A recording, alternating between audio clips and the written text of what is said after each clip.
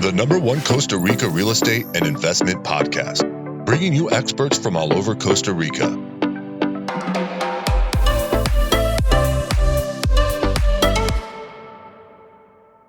Hello, guys, and welcome to episode 144 of Costa Rica Real Estate and Investments with me, your host, Richard Bexon. Today, we're going to be talking with Derek Schlager.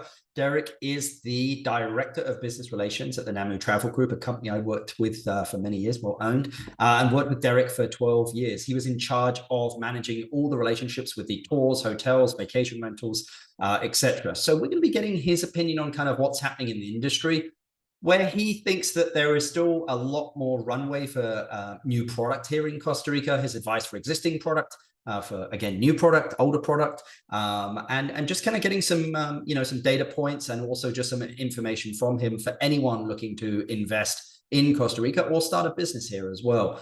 As you guys probably saw from the last podcast when we spoke to David Hollander, there's still a lot of I would say services and businesses that are still required in some of these up and coming areas here. So it's going to be great to speak to Derek and get his viewpoint. Remember, you can also reach out to us for anything that you need help investing in Costa Rica, guys. Again, we look at a lot of data here. We just analyzed 4,000 luxury vacation rentals here in Costa Rica. We've advised a lot of the hotels and have been in the industry for, close to 20 years. So you can reach out to us, info@investingcostarrica.com. That's info@investingcostarrica.com.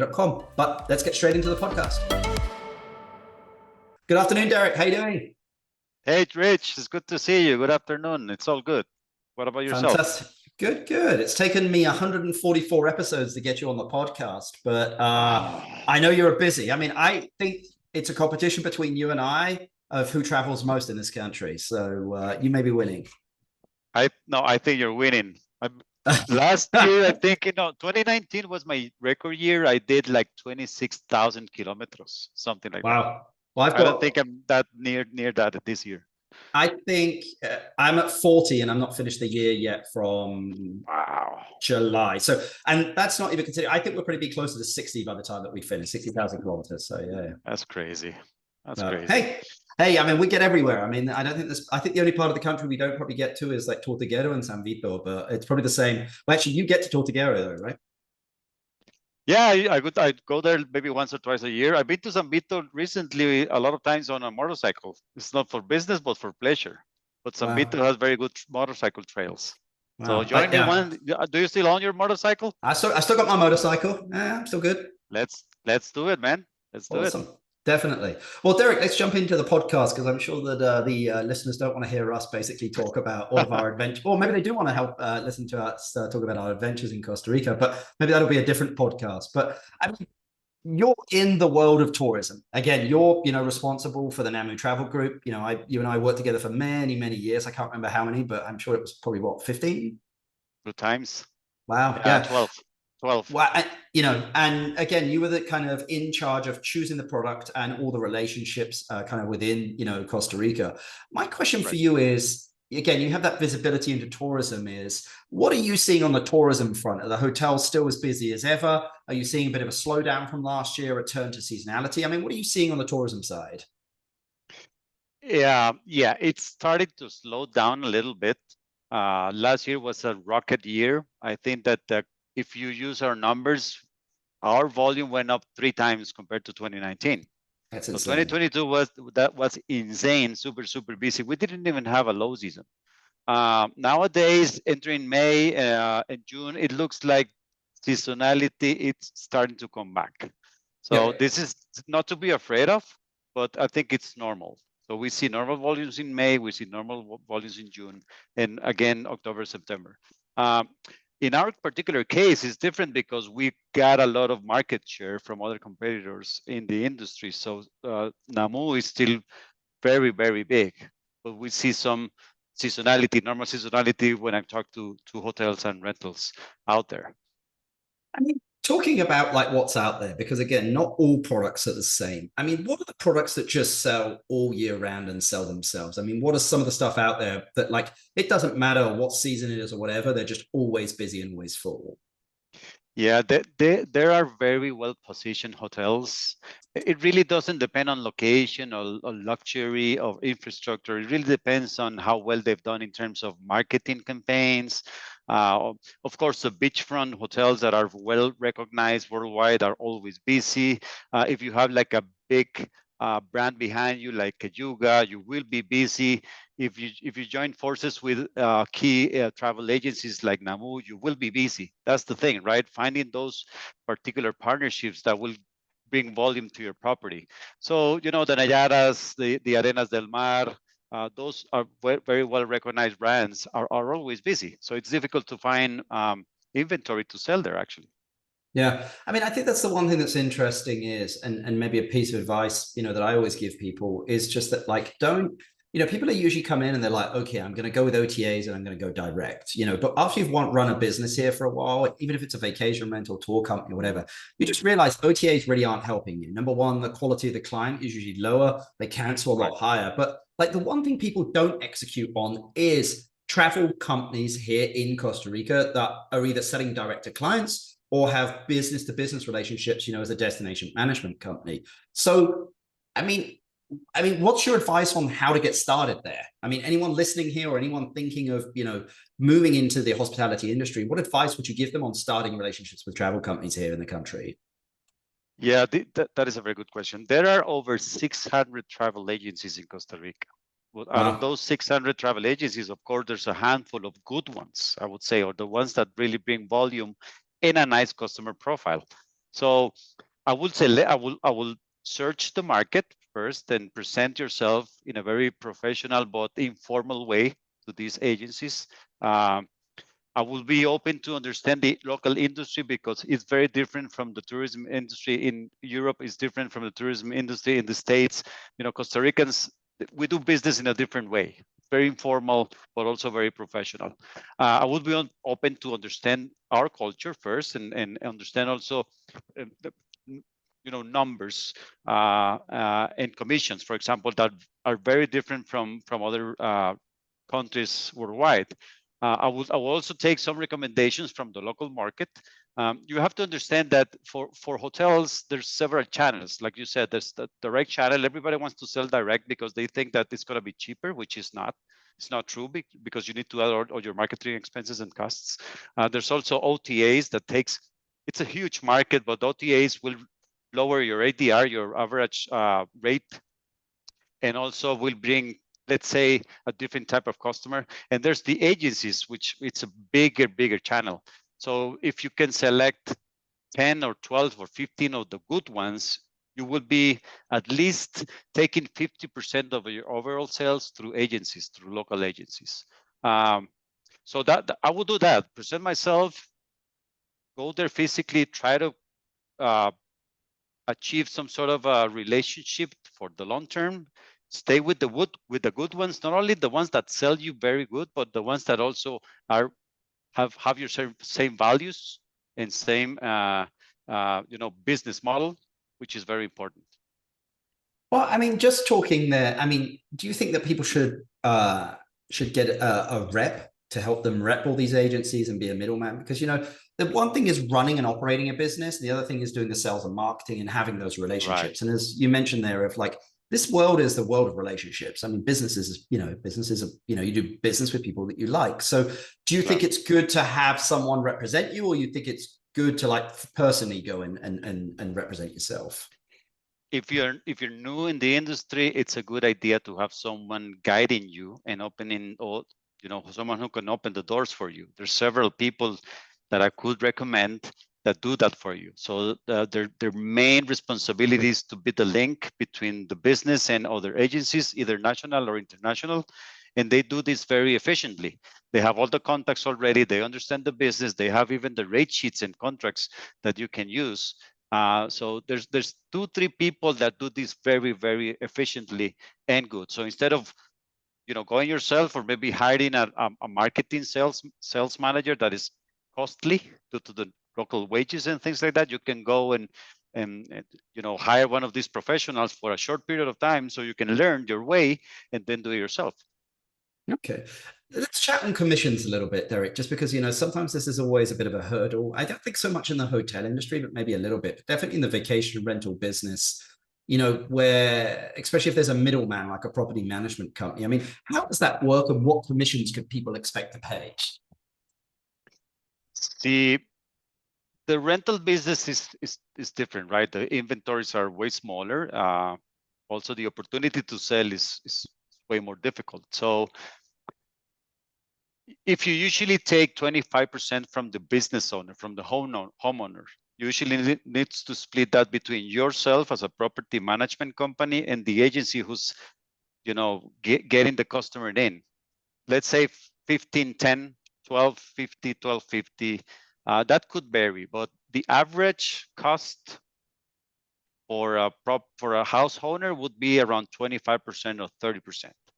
If you want to keep your house super busy, I would recommend to add additional amenities and perks and services and turn it into a hotel model house rental, because at least our customer type would like to have breakfast included, house mom, daily turn down service, our concierge service who's around all the time, instead of doing Airbnb type where you go into your house and no one's there to meet you and you're on your own for 7 days.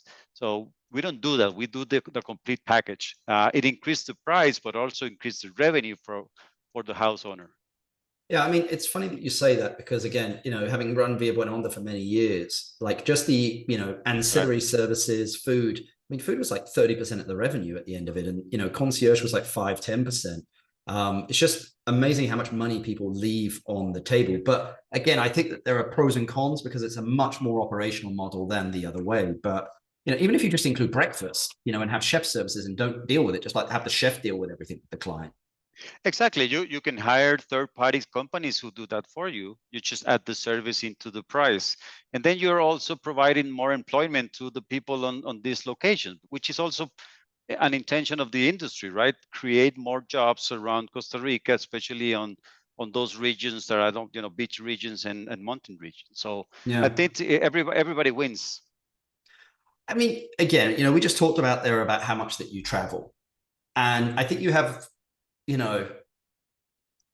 just as good a viewpoint as any person in this country on what is happening in the hospitality industry. And I say this from the point of view of hotels, but also vacation rentals, because vacation rentals are in the hospitality world, whether they like it or not. I mean, the world of hotels and vacation rentals is smashed together. There's a reason that the Marriott has its own condos, and its own vacation rentals. Correct. Where would you be investing in a hotel or vacation rental in Costa Rica, and why? Like you personally, like from an investment standpoint. Let me start with a note. I want to follow up on what you just said. Most of the bigger brands are building villas. Yep. This really means something, right? Because they're seeing an opportunity of turning their hotel business into something else. So if you mix rentals with a hotel amenity, you have the perfect mix. I wanted to say that because you're right. Everybody's building villas now. They sell it and then they rent it. Myself, being Costa Rican is different for me because I see two opportunities. One is just if I have money, I would just build some apartments in San Jose, which is because there's high demand in San Jose for apartment rentals, one or two bedrooms. A lot of millennials with money now. But if I do something related to the industry, I would build two villas. Location in this topic is very important because people are looking for something very outdoorsy, off the grid. So it could be, a far away location on the mountains, or it could be something that is very in the middle of everything, like in Tamarindo, beachfront. Location is going to give you premium price. That's the thing. So I would build two villas, maybe not even big, but very unique, plunge pool with details and amenities that the people can enjoy. And try to turn it into a good business. I would do that. Okay. What happens if you had to buy a hotel, Derek? Where would you buy a hotel? To buy something, I would go. You need to go as close to the beach as possible. Beachfront. So you'd look at beachfront. Beachfront if possible, but it's very difficult, right? Because it's either expensive or there's nothing really available. Right? Yeah. Maybe you can answer that question even better than me because you're doing that right now. But I've been asked for some, by some hoteliers who have businesses on other parts of the country, where could they buy beachfront land. It's difficult and it's expensive, right? I know that Pinilla has some bigger lots for bigger hotels and things like that, but you have to go beachfront. People are looking for beachfront.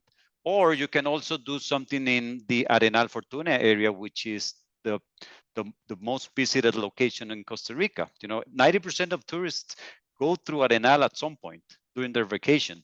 And there's really nothing like a rental community hotel community property. I'm joking. I don't want to say anything. That's my idea. If you're doing that, that's my idea. Okay. Yeah, that would work because there's nothing like that in Arenal. Yeah. Well, I mean, maybe you've just answered the question, but I mean, what products do you wish you had more of? Like, what is Namu Travel like really screaming for? What type of products? More of stuff that exists, but stuff that doesn't exist. See, I think it's not only Namu who's screaming, it's the overall tourism industry in Costa Rica. We need more unique stuff. There's all these cookie cutters tours that everybody does, like the canopy tour and the raftings and the horseback riding. That's fine. That's nice. But we need to start thinking unique. We have this such a beautiful country, and you can travel around it for in 7 days all around Costa Rica. You can find those unique experiences that people will remember forever. We're trying to develop stuff like that in Namu. Also, I would say that more luxury products, even transportation, meet and greets at the airport that are very unique. Fancy hotels. We have expensive hotels, but we have nothing like very, very luxurious. I think we need something like that in Costa Rica. Yeah, I agree. I mean, look, if you can go more luxurious, do, because it's just difficult to attack that. I mean, I did a podcast where we were talking about that. That's actually about to come out, where we talk about that. Like, look, when you're at the lower end, you can't really go much lower. But when you're luxury, there's a lot of room to play with those rates a little bit. But when you're at the lower end, there really isn't much, and it becomes kind of a race to the bottom on that, But yeah, I mean, I agree. Go ahead. Sorry.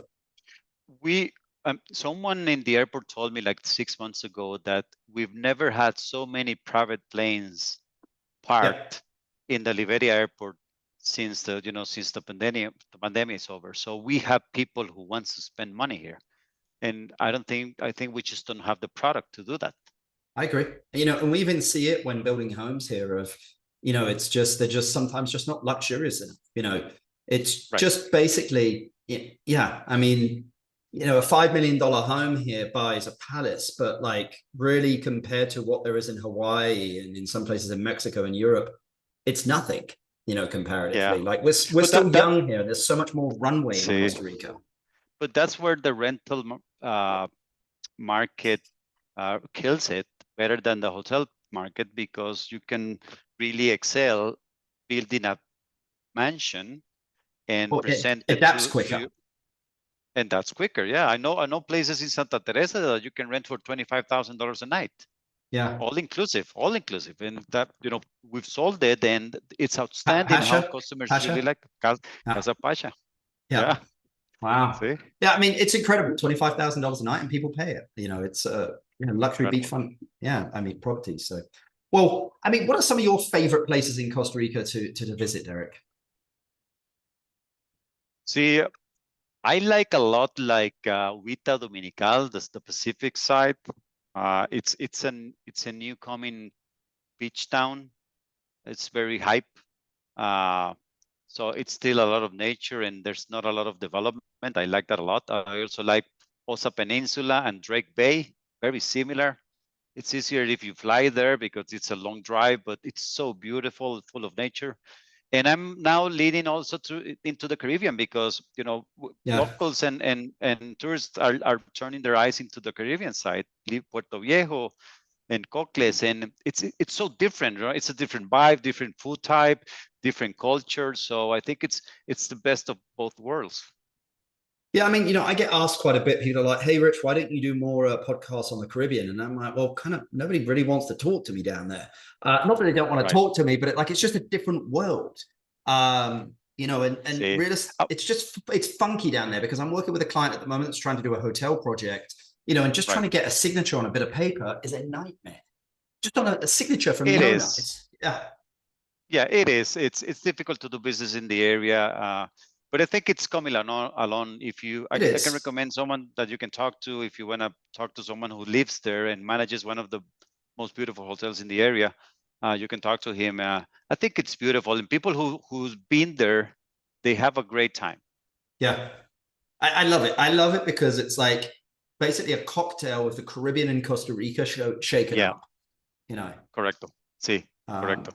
Great food, beautiful beaches. It's the Caribbean. Once they do get that highway, if they do get it done, which I'm sure that they will do. But you can fly there 3 times a day. Sunset True. flies there 3 times a day. Yeah. Straight to the airport. I think I'm keeping Sansa in business on my own, dude, with all the flights that I'm taking with these guys. So yeah. Sí. Well, my last question for you, Derek, and maybe you might have answered it, but if you inherited $500,000 and had to invest it into a business or real estate in Costa Rica, what would you invest it in and why? Yeah, like I said, I think I would build a couple of villas. I would rather invest most of that money into the right location. I think it makes a world of difference if you are on the right location and or not. I'll give you an example. There's a $25 million hotel in Costa Rica right in the middle of Pérez Celedón. It's beautiful. It's beautiful. I think it's one of the most beautiful hotels we have, but it's so difficult to sell because of the destination. So I would take part of that money, find the right land, and build a couple of villas that I can turn into an experience. And based on my experience, I would add a lot of amenities that relates to a hotel experience. So you're not there by yourself. You're someone who's with you, taking care of you, pampering you, because that's what people's looking for. Differentiates you from the others.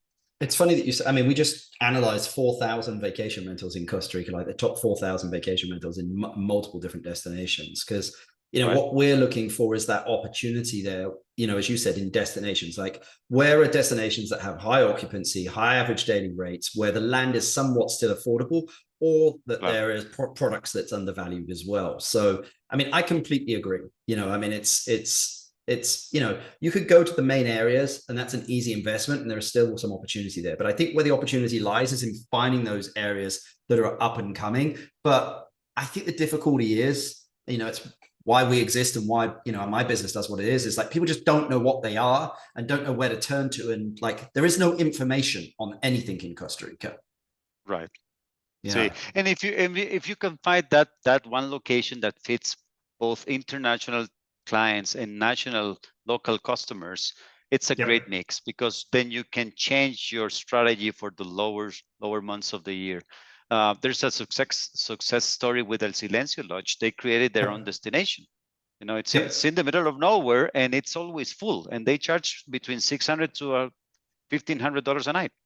Yeah, I mean, I've tried to get in there multiple times and couldn't get in there, So it's always busy. Yeah, exactly. Busy. So, but they have a great, like they did the right thing though, is that they hired a great middle person to go out, like a great representative to go out to the local market and the international market, but yeah. That middle person, they have great food, great beverages. They have their own activities. They have both hotels and rentals. They have fishing, they have hiking, electric bikes, canopy on site. It's great spot. They created a destination. Yes, it is. Rio Perdido is another example. It is another example. Yes. Exactly. So, I mean, it's possible, but I think you better have time and deep pockets if you're going to create a destination in Costa Rica. And it doesn't always work. As you mentioned, the $60 million place up in Pérez Celedón, where those guys had infinite amounts of money and couldn't get it to work. Yeah. I do want to add something to that is you need to find the right people. People will make a difference. You can have all the money in the world, best designers, the best architecture, but the people representing your property, facing the customer, that makes a difference. So take your time, find the right people who can represent your values and your company. Well, Derek, this has been great. I hope it's been useful for some of the listeners out there. I'll put all your contact details in the description, Derek, anyway. If any hoteliers, vacation rentals, property management companies want to reach out to you guys. I know that you guys focus more on kind of the higher end luxury market. So, I think if anybody's looking to do that, do reach out to Derek. But really want to appreciate you coming on the podcast, sir. Thank you for having me. It's been a pleasure, man. Fantastic, man. Have a good one. You too. Ciao.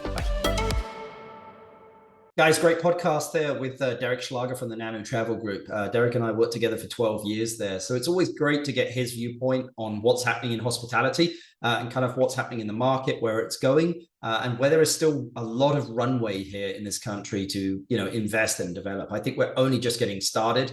Especially if you take a look at these other destinations. I mean, we really are only getting started. So remember, you can reach out to us, guys, if you need anything. info@investingcostarica.com. That's info@investingcostarica.com. I've spoken to quite a few of you just to say hi. And some of you that just, again, are sitting at home, wherever it is, and really want to get to Costa Rica, and just kind of giving you some advice on potentially, services, products, those kind of things, and ways to do it as well. So feel free to reach out to us, info@investingcostarica.com. Remember, if you've liked the podcast, guys, please give us 5 stars, thumbs up. And I'll continue to do it. I'm trying to figure out, I think I've got our guest for the 150th episode. So it's going to be interesting to do that one. But until the next one, we'll speak to you soon. Bye. The #1 Costa Rica real estate and investment podcast, bringing you experts from all over Costa Rica.